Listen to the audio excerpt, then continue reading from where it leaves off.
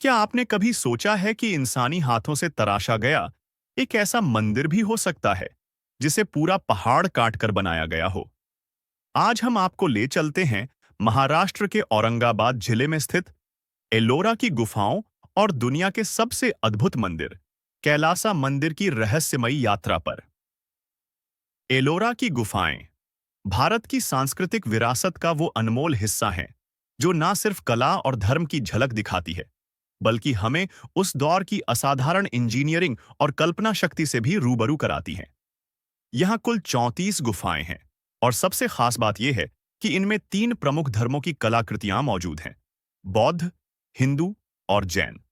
इन गुफाओं का निर्माण 6ठी से 10वीं शताब्दी के बीच हुआ था, यानी वो समय जब भारत में धर्म, दर्शन और स्थापत्य कला अपने चरम पर थी। आज ये गुफाएं सिर्फ पत्थरों में तराशी गई संरचनाएं नहीं हैं। ये एक जमाने की सोच, श्रद्धा और कौशल का जीवंत प्रमाण है। यही कारण है कि इन्हें यूनेस्को की विश्व धरोहर सूची वर्ल्ड हेरिटेज साइट में शामिल किया गया है। हर गुफा की दीवारों पर उकेरी गई आकृतियां, मूर्तियां और कथाएं मानो एक एक पत्थर में इतिहास सांस ले रहा हो। और जब आप यहां आते हैं तो हर गुफा जैसे कुछ कहती है, एक कहानी जो 1000 साल पुरानी है। लेकिन दोस्तों, एलोरा की इन 34 गुफाओं में सबसे अनोखी, सबसे अद्भुत और सबसे रहस्यमय गुफा है कैलासा मंदिर। यह सिर्फ एक मंदिर नहीं है, यह एक चमत्कार है, एक ऐसी रचना जो आज भी दुनिया के आर्किटेक्ट्स और वैज्ञानिकों को सोचने पर मजबूर कर देती है। यह मंदिर भगवान शिव को समर्पित है। लेकिन जरा सोचिए, यह मंदिर ना तो ईंटों से बना है, न किसी हिस्सों को जोड़कर खड़ा किया गया है, बल्कि एक पूरे के पूरे पहाड़ को ऊपर से नीचे तक तराशकर एक ही चट्टान से इस मंदिर को निकाला गया है। जी हां, यह कोई जोड़ घटाव नहीं है, यह एक सिंगल रॉक कट स्ट्रक्चर है। कल्पना कीजिए, एक विशाल पहाड़ खड़ा है और कारीगर हथौड़े छेनी लेकर उसे काटते जा रहे हैं, पर नीचे की ओर धीरे धीरे और हर कट, हर घात में एक तस्वीर उभर रही है, कैलाश पर्वत की। इतिहासकारों का मानना है कि इस अद्भुत निर्माण की शुरुआत 8वीं शताब्दी में हुई थी, राष्ट्रकूट वंश के महान राजा कृष्ण प्रथम के शासन में। और आप जानकर चौंक जाएंगे, इस मंदिर को बनाने में करीब 200 साल लगे। कहा जाता है कि इसे बनाने के लिए लाखों टन पत्थर पहाड़ से निकाले गए, और वो भी बिना किसी आधुनिक मशीनरी के। आज भी यह रहस्य बना हुआ है, कैसे उस दौर के कारीगरों ने इतनी सटीकता और सुंदरता के साथ ये काम किया। कहीं ये सिर्फ इंसानों का काम तो नहीं, क्योंकि हर कोना, हर नक्काशी, हर मूर्ति जैसे एक दिव्य शक्ति का आभास कराती है। अब जरा मंदिर के भीतर चलिए। जैसे जैसे आप अंदर कदम रखते हैं, आपकी आंखें एक एक दृश्य पर अटकने लगती हैं। दीवारों पर उकेरे गए हाथी, सिंह, देवी देवताओं की मूर्तियां इतनी बारीकी से बनाई गई हैं कि आप हैरान रह जाते हैं। हर आकृति, हर चेहरा जैसे पत्थर नहीं, किसी जीवित व्यक्ति की तरह आपको देख रहा हो।